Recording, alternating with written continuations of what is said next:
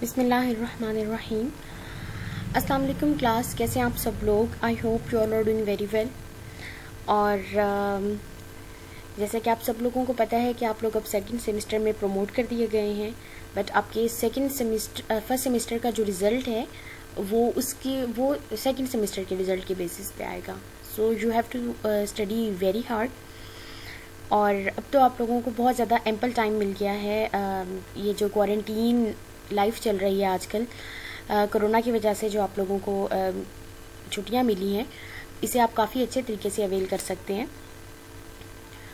और अपनी स्टडीज़ पे फोकस कर सकते हैं ज़्यादा अच्छे तरीके से। You have got an ample time.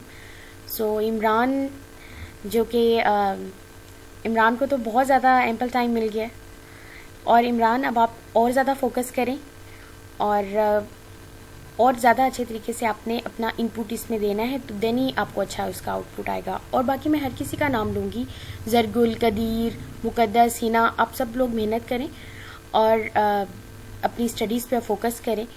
और लेक्चर्स आप लोगों के अपलोड होते रहेंगे यूट्यूब के ऊपर, और आप इसे अपने टाइमली देखेंगे। आप लोगों को टाइम टेबल दे दिया गया है, उसके बिल्कुल उसके अपने एक स्केड्यूल आप जो है ना वो सेट कर लें, ठीक है, कि इस टाइम पर मैंने ये देख लेना है, क्योंकि आपका जो भी टाइम उसके ऊपर आपके टाइम टेबल पे दिया गया है उस वक्त आपका लेक्चर अपलोड हो जाएगा, ठीक है। तो आप मेक श्योर करें कि डिले ना करें कि मैं कल सुन लूँगा, अब मैं 2 दिन बाद सुन लूँगा कि ये यूट्यूब पर तो है, तो ऐसी बात नहीं है। ये आप लोगों ने अच्छे तरीके से मतलब इस चीज़ को मेक श्योर करना है कि आपका जो जिस दिन का लेक्चर है उसी दिन आप उसे सुने, ठीक है।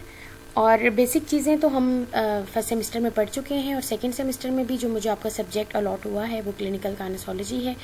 तो काइनेसोलॉजी का पार्ट 2 है, जिसे क्लिनिकल काइनेसोलॉजी कहते हैं। आई होप मैं बहुत अच्छे तरीके से लेकर ये सब्जेक्ट चलूँगी, लेकिन कैसे ये अच्छे तरीके से ये सब्जेक्ट चल सकेगा, जब आप लोगों की भी इसके अंदर कोऑपरेशन होगी, आप लोग भी इसे अच्छे तरीके से मतलब समझेंगे, और कोई भी क्यूरीज होंगी तो पहले की तरह मेरे से पूछेंगे। और बिल्कुल ये जिस तरह ही लेक्चर एंड होगा तो आप मुझे मैसेज कर सकते हैं, या नीचे क्यूरी जो भी है आप नीचे ड्रॉप कर सकते हैं, या जो आपका वो व्हाट्सएप का ग्रुप है उसके अंदर आप मुझे मैसेज ड्रॉप कर सकते हैं, और उधर मैं आपको रिप्लाई करूँगी, चाहे वो मैं टेक्स्ट में करूँ या मोस्ट प्रोबेबली मैं वॉइस नोट सेंड करूँगी, ताकि आप लोगों को ज़्यादा अच्छे तरीके से समझ आए, ठीक है। तो रेंज ऑफ मोशन हम पहले भी पढ़ चुके हैं। ये आज हमारा लेक्चर है जिसके अंदर हम एक्टिव मूवमेंट्स के बारे में पढ़ेंगे। इसके टाइप्स का मैंने आपको पहले ही बताया था कि फ्री एक्सरसाइजेज होती हैं, एक्टिव एक्सरसाइजेज होती हैं, असिस्टेड, एक्टिव असिस्टेड, ठीक है। इसकी टाइप्स हैं आगे से। सो रेंज ऑफ मोशन जो कि हर जॉइंट में प्रेजेंट है, रेंज ऑफ मोशन के ऊपर ही कार्डिनल प्लेन्स बने हुए हैं, ठीक है। एक्सिस कार्डिनल प्लेन्स हैं, और वो एक एक्सिस के ऊपर जो आपके वो जैसे सैजिटल प्लेन है वो एक एक्सिस के ऊपर मूवमेंट कर रहा है, ठीक है। आपका जो सैजिटल प्लेन है उसका एक्सिस क्या है, आपका जो फ्रंटल प्लेन है उसका एक्सिस क्या है, जो लॉन्गिट्यूडनल प्लेन है उसका एक्सिस क्या है, ये सब आप लोगों ने मुझे बताना है अपने उस ग्रुप के अंदर, ठीक है। वैसे जो सैजिटल प्लेन होता है वो क्या है, उसका एक्सिस कौन सा बनता है, मैं एक आपको बता देती हूँ, वो फ्रंटल एक्सिस होता है, ठीक है। चलें, रेंज ऑफ मोशन है तो इसके अंदर आज जो हमारे लेक्चर की हम आउटलाइन पहले देख लेते हैं। उसमें क्या है, एक्टिव मूवमेंट्स हैं, और एक्टिव मूवमेंट्स को वॉलंटरी मूवमेंट्स भी कहते हैं, क्योंकि आपके मसल में टेंशन प्रोड्यूस हो रही है, खुद आपका मसल ये, ठीक है, आप ठीक है, आप मतलब आपका दिल कर रहा है तो आप अपना हाथ मूव कर रहे हैं, ठीक है। वॉलंटरी मूवमेंट्स क्या है, जो आपके कंट्रोल के अंदर है, ठीक है। इसकी डेफिनेशन हम देखेंगे, इसकी क्लासिफिकेशन देखेंगे, फिर मेजर जो है हम फर्स्ट जो देख रहे हैं रेंज ऑफ मोशन में एक्टिव मूवमेंट्स के अंदर जो हम फ्री एक्सरसाइजेज देख रहे हैं, जो फर्स्ट टाइप हम देखेंगे एक्टिव मूवमेंट की, उसके देखेंगे, क्लासिफिकेशन देखेंगे, उसकी टेक्निक्स देखेंगे, यानी कि उसके प्रोसीजर्स देखेंगे कि किस किस तरीके से फ्री एक्सरसाइजेज होती हैं। इसके इफेक्ट्स देखेंगे कि इसका ब्लड के ऊपर क्या इफेक्ट है, इसका ब्रेन के ऊपर क्या इफेक्ट है, लंग्स के ऊपर इसका क्या इफेक्ट है, और इसकी यूजेस और इसके एडवांटेजेस एंड डिसएडवांटेजेस हम लोग देखेंगे, ठीक है। अच्छा, अब जैसे मैं फर्स्ट स्लाइड को रीड आउट करने लगी हूँ, तो उसमें है the full motion possible is called the range of motion, ठीक है। अब फॉर एग्जांपल जैसे कि हमारे यहाँ जो शोल्डर है उसकी शोल्डर फ्लेक्शन 180 समथिंग तक आपकी होती है, ठीक है। तो क्या है, इसकी फुल रेंज ऑफ मोशन ये है। अब फॉर एग्जांपल आपके कोई यहाँ पे मसला है, आपका नहीं, आप अपना शोल्डर पूरा आपका मूवमेंट नहीं पूरी कर सक रहा, तो वो उसकी रेंज ऑफ मोशन क्या है, कंप्लीट नहीं है, वो क्या है, इनकम्प्लीट है, ठीक है। और फिर क्या है, range of motion is a basic technique use for the examination of movement. जाहिर बात है हम इधर से ही जो है वो असेस करते हैं कि मसला है। फिर वो एक लंबा प्रोसेस है जो कि हम आगे अगले सेमेस्टर्स में पढ़ेंगे कि बोनी प्रॉब्लम्स क्या हैं, मस्कुलर प्रॉब्लम्स क्या हैं। इसके अंदर भी इतना जाने की ज़रूरत नहीं है क्योंकि ये इस वक्त आपके सेमेस्टर की, आपके सब्जेक्ट की नीड नहीं है, ठीक है। फिर आगे हमें पता चलता है इस चीज़ का। For initiating movement into a programme of therapeutic intervention, ठीक है। अब जब हमें पता चल गया कि रेंज ऑफ मोशन है, फॉर एग्जांपल वो कंप्लीट नहीं है, तो फिर क्या है, हम उसके लिए थेरेप्यूटिक इंटरवेंशन करते हैं, मतलब एक्सरसाइजेस बताएंगे, खुद एक्सरसाइजेस करवाएंगे। और घर में मोस्टली घर में जो हम एक्सरसाइजेस बताते हैं वो फ्री एक्सरसाइजेस होती हैं।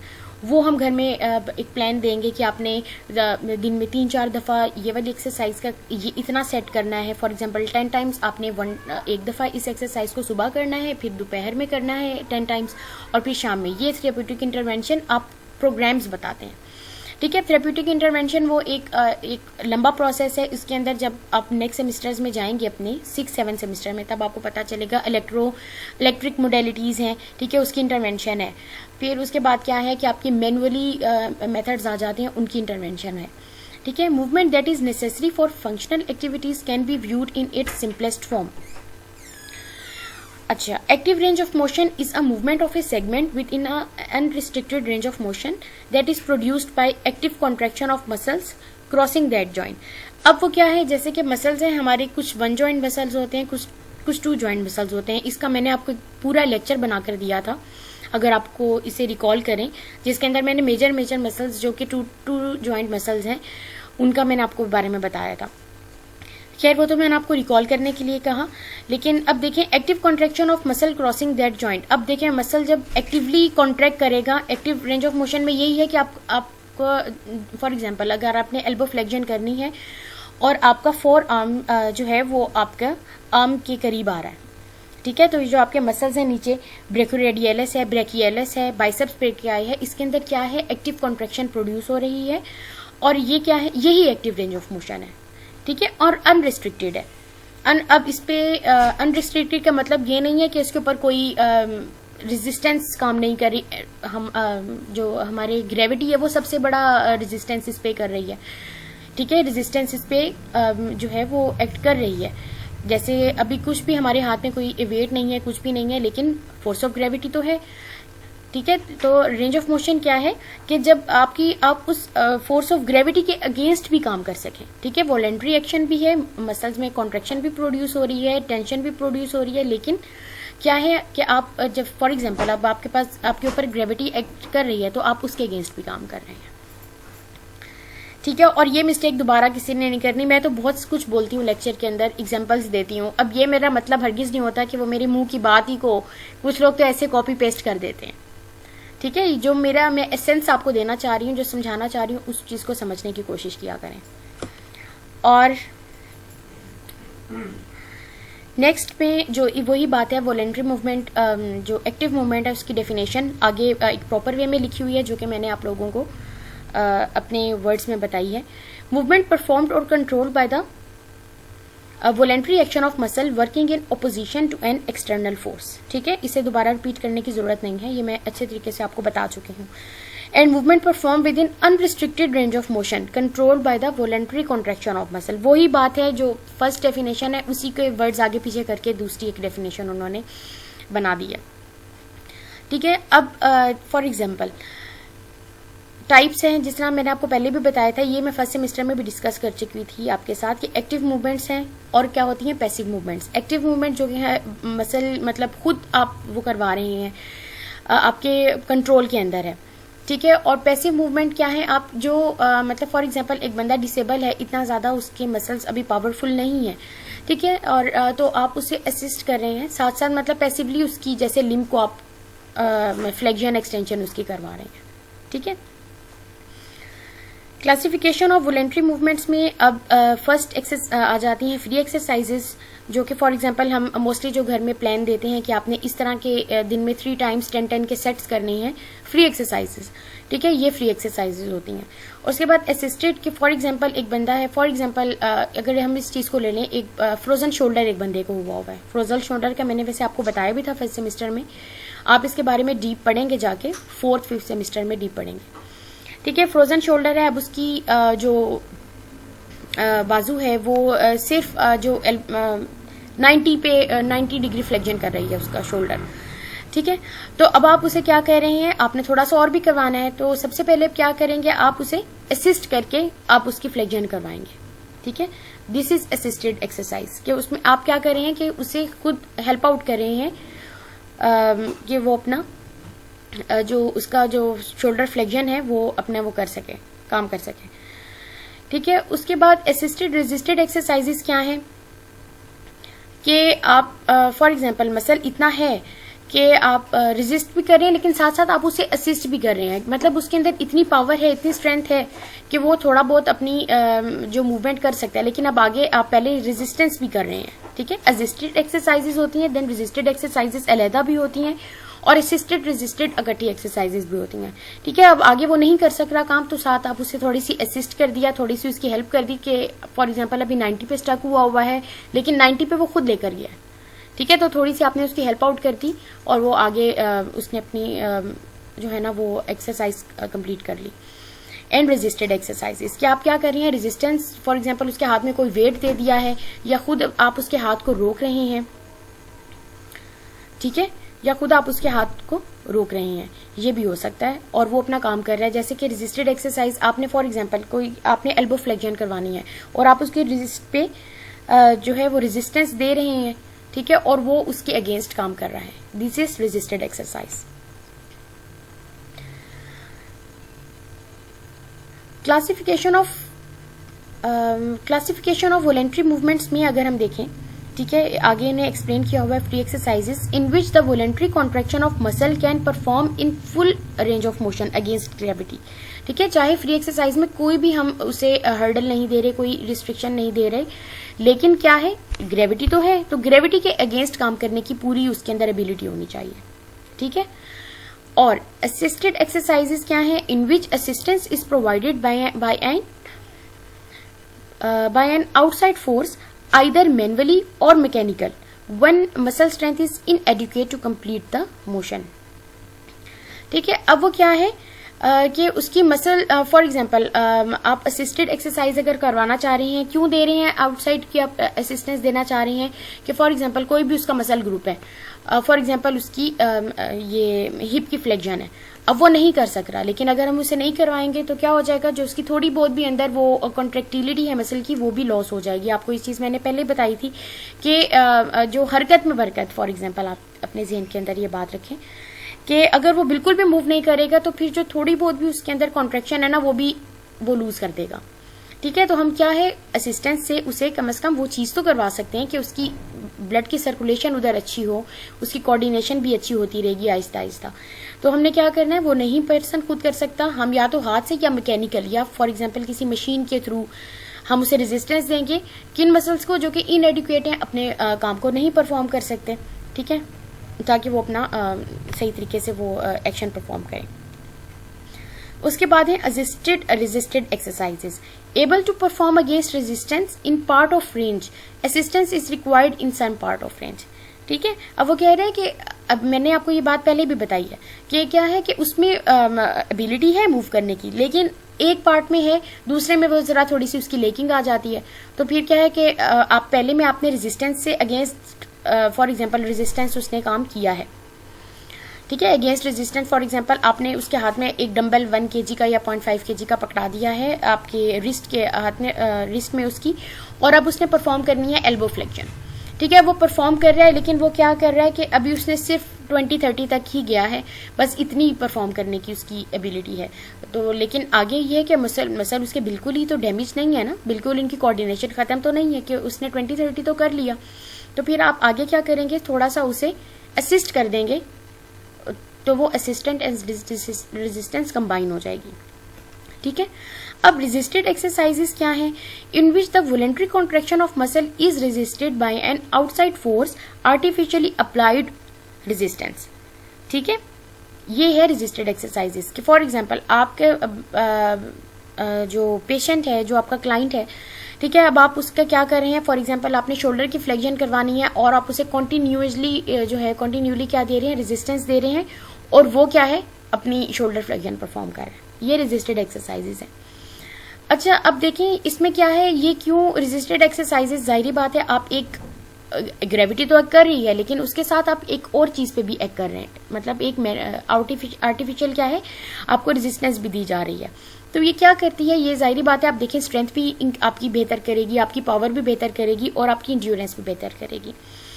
अगर हम इससे हल्का सा रिकॉल करें, पावर क्या है कि आपका शॉर्टेस्ट टाइम में जो आपका मतलब किसी भी चीज को उठाते हैं शॉर्टेस्ट टाइम के अंदर, ठीक है, पावर में हमेशा टाइम आ जाता है। स्ट्रेंथ में क्या है, मैक्सिमम रेजिस्टेंस, ठीक है, और फॉर एग्जांपल 1 रेपिटेशन के अंदर आपने उसे उठा लिया, ये आपकी स्ट्रेंथ आ जाएगी। इंड्योरेंस क्या है कि अब वो आपका रिपीटिशन ज्यादा है और रेजिस्टेंस कम है। For example resistance low and maximum repetition, ये जो मैक्सिमम रेपिटेशन ये एंड्योरेंस में आती है। स्ट्रेंथ में क्या है, मैक्सिमम रेजिस्टेंस लेकिन रेपिटेशन 1, और पावर हमेशा विद कॉन्टेक्स्ट टू टाइम, और वो शॉर्ट टाइम के ऊपर डिस्कस करता है। ठीक है,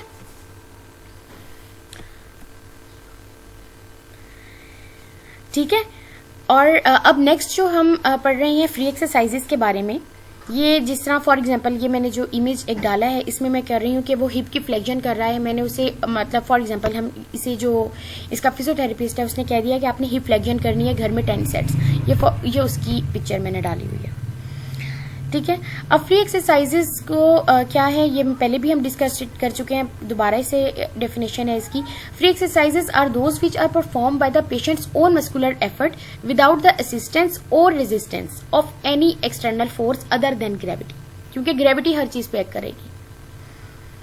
ठीक है, ये नीचे जिस तरह पिक्चर है कि बच्चे खेल रहे हैं, एक अपना हाथ ऊपर कर रहा है, जिस तरह ये एक पेशेंट है वो भी अपनी क्या कर रहा है, शोल्डर की एबडक्शन कर रहा है। ठीक है, अब एबडक्शन कर रहा है, नीचे से ऊपर लेके जा रहा है, क्योंकि ग्रेविटी एक्ट कर रही है, लेकिन खुद क्या कर रहा है, फ्रीली कर रहा है, ऑन मस्कुलर एफर्ट।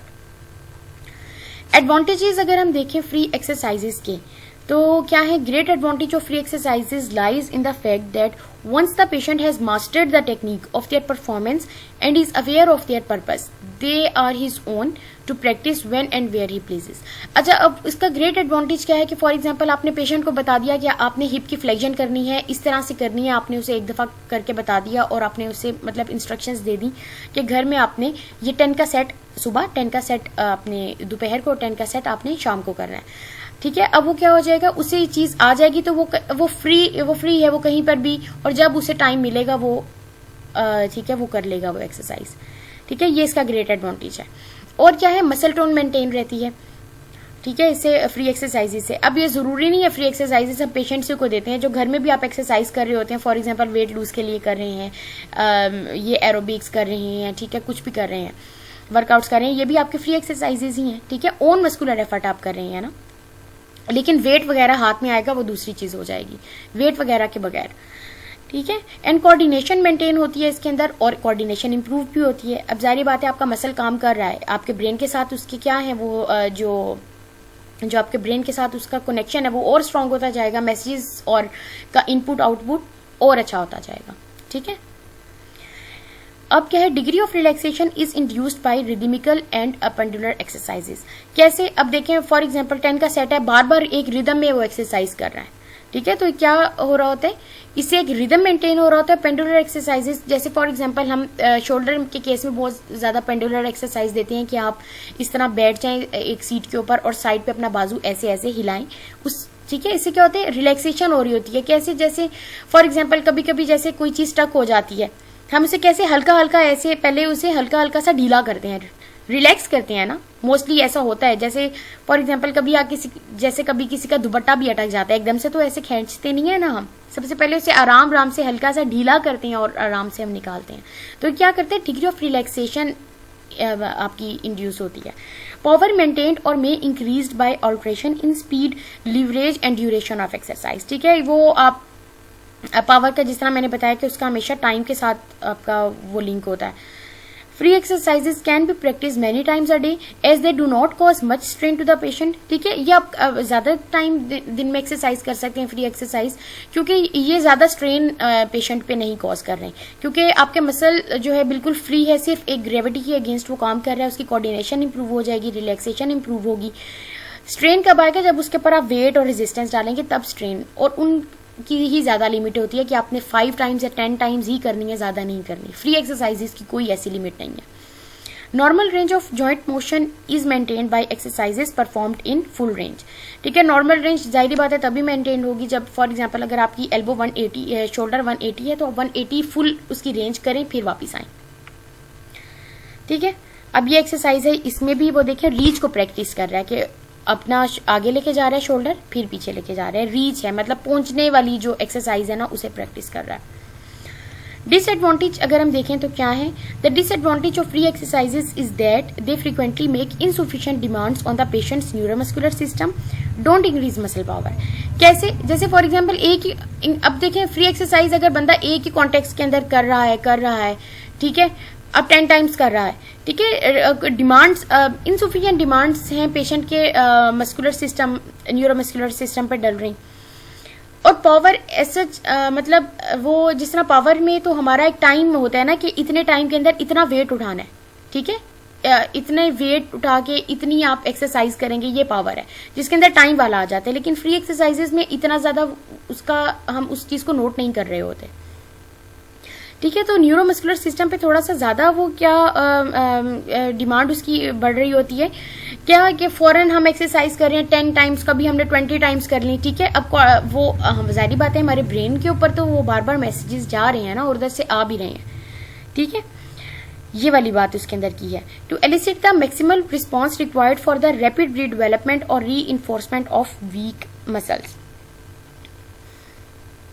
तो वो देखिए इस पॉइंट को दोबारा पढ़ें। To elicit the maximal response required for the rapid redevelopment और rapid reinforcement of weak muscles. अब देखें सारे मसल्स एक तरह के नहीं होते। अब शोल्डर के सारे मसल्स आपके स्ट्रांग नहीं हो सकते, शोल्डर के सारे मसल्स आपके स्ट्रांग नहीं हो सकते। जैसे फॉर एग्जांपल आपका जो है बाइसेप्स ब्रेकियाई है वो स्ट्रांग है और अब वो काम कर रहा है, लेकिन उसके साथ कोरेकोब्रेकियालिस भी है काम कर रहा, ठीक है, और भी उसके साथ जो छोटे छोटे मसल्स हैं वो भी काम कर रहे हैं, तो वो हो सकता है वीक हो। तो जो वो स्ट्रेंथ पावरफुल जो अच्छा वाला मसल है उसका तो काम ठीक है, लेकिन जो साथ वीक मसल है उसके ऊपर तो बिला वजह की डिमांड ज्यादा आ गई है ना।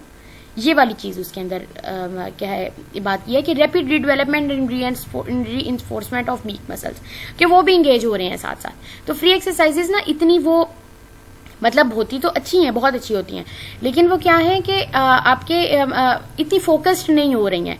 एक मसल के साथ दूसरे बहुत से मसल्स को वो साथ लेके चल रही होती हैं। ठीक है, अच्छा उसके बाद क्या है नेक्स्ट इसका डिसएडवांटेज।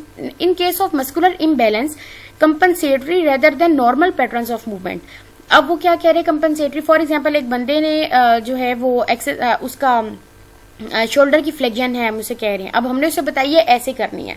ठीक है, अब उसका क्या है ये मसल्स उसके कोई वीक हैं साथ, ठीक है, उसका ये जो ग्लिनोइड कैविटी का जो कोई जॉइंट है, ये वाला जो शोल्डर जॉइंट है ये वीक है। अब बजाय उसके कि वो सीधा एक प्लेन के अंदर मूवमेंट करे, कभी वो उसकी डायगोनल की तरफ जा रही है, कभी उसकी बाहर की तरफ जा रही है। ठीक है, तो मस्कुलर इम्बैलेंस तो हो जाएगा ना इसके अंदर।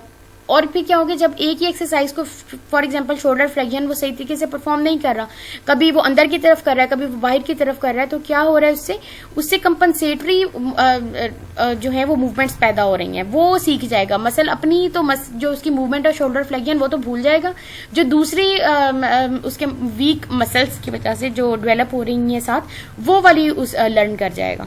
ये वाली चीज मस्कुलर इम्बैलेंस हो जाएगा। In case of brain damage और who are unable to initiate movements. अच्छा, अब जिन बंदों को ब्रेन डैमेज है उनका वो इनिशिएट ही नहीं कर सकते, वो वाली मूवमेंट इनिशिएट ही नहीं कर सकते, तो उनके लिए तो फ्री एक्सरसाइजेज नहीं है ना। ठीक है, cannot cooperate in doing these exercises until their performance has been facilitated and voluntary control has been established. क्यों वो अब जिनका ब्रेन डैमेज है वो ये नहीं कर सकते, इनिशिएट ही नहीं कर सकते मूवमेंट फ्री एक्सरसाइजेस उन लोगों के लिए नहीं है। कब तक नहीं है? जब तक कोई दूसरा उन्हें फैसिलिटेट ना करवाए, कि मतलब साथ उनकी मूवमेंट खुद ना करवाए, या फिर उसका वो वॉलंटरी कंट्रोल अच्छा एस्टेब्लिश हो जाए, उसके मसल्स अच्छे हो जाएं और वो खुद करने लग जाए।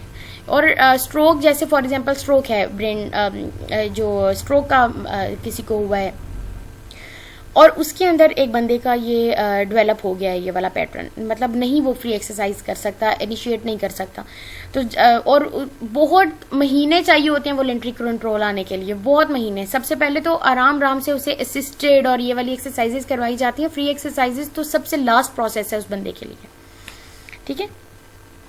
अब क्लासिफिकेशन अगर हम देखें फ्री एक्सरसाइजेस की, और ये मैं दोबारा भी कहूंगी कि काइंडली जो मैं एग्जांपल्स देती हूँ आप कंटेंट भूल जाते हैं। जब भी मैंने आपको उसके बाद असाइनमेंट दी है या टेस्ट दिया है, हमेशा आपने अपनी मेरे जो मुंह की बातों को ऐसा घुमा फिरा के गलत तरीके से लिख देते हैं, ये अब नहीं करना, ठीक है।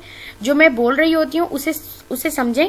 और इतना ज्यादा कंटेंट इसके अंदर मैंने दिया है लेक्चर के अंदर, आपकी बुक के अंदर है। बुक आपको पता है कि फॉलो हम जोन सी कर रहे हैं, ठीक है। और उसे पढ़ने की कोशिश किया करें, ठीक है। नेट के ऊपर आर्टिकल्स बेइंतहा पढ़े हुए उन्हें पढ़ें आपको, ताकि आपका विजन ब्रॉड हो, ठीक है। लेकिन ये जो सुना हुआ और उसे अपनी लफ्जों में करके खराब कर देते हैं, उसका बिल्कुल ये वाली अब चीज नहीं होगी।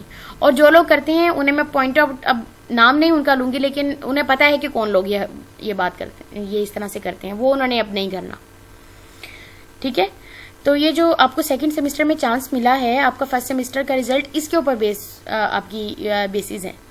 इसके ऊपर आपका अगर ये अच्छा होगा तो आपका फर्स्ट सेमेस्टर का रिजल्ट भी उसके हिसाब से ही उसकी भी जीपीए होगा। तो काइंडली इसे सीरियसली लें।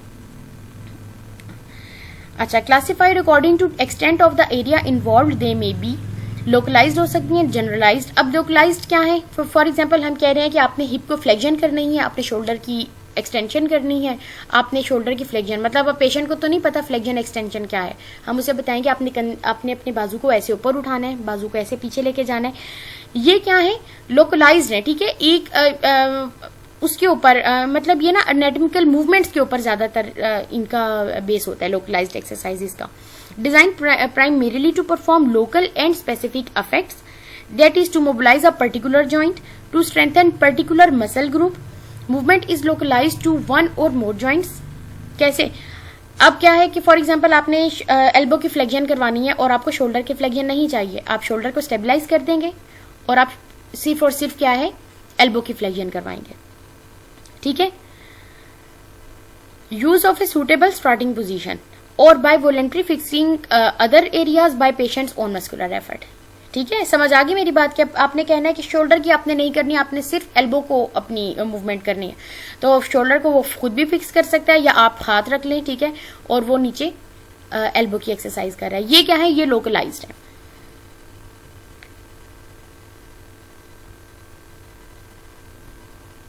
ठीक है। अब उसके बाद है generalised exercises to use many muscles all over the body. अब इसमें क्या है, अब बहुत सारे मसल्स इकट्ठे काम कर रहे हैं मसल्स, तो उस वाले में भी कर रहे होते हैं काम, लेकिन ज्यादा इकट्ठे नहीं कर सकते होते। जैसे फॉर एग्जांपल अब हम एल्बो को, शोल्डर को इमोबिलाइज, वो उसे हमने स्टेबलाइज कर दिया है, और अब हम किसको कर रहे हैं, एल्बो को की मूवमेंट कर रहे हैं, ठीक है, एल्बो की फ्लेक्शन कर रहे हैं, तो सिर्फ नीचे वाले मसल्स मूव कर रहे हैं। अब इसके अंदर क्या है, ग्रुप एक्शन ऑफ मसल होता है जनरलाइज्ड के अंदर। जैसे फॉर एग्जांपल एक बंदा भाग रहा है, पूरी बॉडी के ही मसल्स आपके काम कर रहे हैं, ठीक है। ये आपने इस चीज को अपने जहन में रखना है। अच्छा, अब करेक्टर होता है फ्री एक्सरसाइजेस का। अब उसमें क्या है, वो सब्जेक्टिव भी होते हैं, वो ऑब्जेक्टिव भी होते हैं। अब जो सब्जेक्टिव है उसका मैं आपको बता दूं, उसमें क्या होते हैं, वो क्या होते हैं, फॉर्मल होते हैं एंड कंसिस्ट ऑफ मोर और less anatomical movements. Attention of patient is focused on the form and pattern of exercise. जैसे फॉर एग्जांपल एक बंदे को हमने कह दिया है, जैसे ऑब्जेक्टिव है ना, ऑब्जेक्टिव के अंदर तो उसके ज़हन में गोल होगा कि अगर आप ऐसे करेंगे ना तो आप मतलब उठ सकेंगे। फॉर एग्जांपल एक गोल आ गया ना बीच में, अगर आपके ये टांग के मसल्स बेहतर हो जाएंगे, आपके हिप और आपकी लेग के मसल्स बेहतर हो जाएंगे, तो आप क्या है, फुटबॉल खेल सकते हैं। एक एम आ गया, एक ऑब्जेक्टिव आ गया, इस चीज को अपने जहन के अंदर रखना है। सब्जेक्टिव क्या है कि उसके अंदर क्या है कि फॉर एग्जांपल एक बंदे की हिप फ्लेक्शन नहीं है और हम उसे क्या कह रहे हैं, ठीक है, हिप की एक्सरसाइजेस करवा रहे हैं, उसकी अगर उसके अंदर थोड़ी सी उसकी कंट्रेक्टिलिटी मसल्स की है तो हम उसे क्या कह देंगे, थोड़ी सी आइसोमेट्रिक्स करवा देंगे। आइसोमेट्रिक एक्सरसाइजेस का सबको पता है, isometric and eccentric work, isometric, eccentric, concentric, ये सबको जहन में है अच्छे तरीके से, ठीक है। अब इसमें देखें, attention of patient is focused on form and pattern of exercise, के हिप फ्लेक्शन ऐसे होगी, ठीक है, उसके जहन में बस ये है, उसकी फॉर्म क्या है, उसका पैटर्न क्या है, किस तरह से मैं हिप फ्लेक्शन करूंगा, ये है। और उसमें क्या होता है, एक्यूरेसी जो है ना वो उसे इंश्योर किया जाता है कि आपकी जैसी फॉर एग्जांपल हिप फ्लेक्शन है तो बिल्कुल आपने स्ट्रेटली, डायगनली नहीं अपनी टांग को ले जाना, बिल्कुल स्ट्रेटली आप टांग को उठाएंगे, ठीक है, ये एक्यूरेसी आ जाएगी।